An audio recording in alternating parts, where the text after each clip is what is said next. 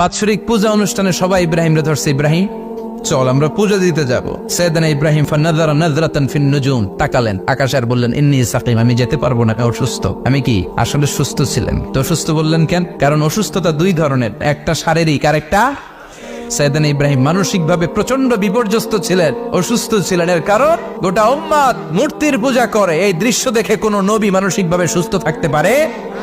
উনি বললেন আমি অসুস্থ, তোমরা যাও। সবাই বলল ঠিক আছে আমরা যাই। ইব্রাহিম তুই আমাদের ঘরের মূর্তিগুলারে পাহারা দে। মূর্তি পাহারা দেওয়ার জন্য কারে পাওয়া গেছে?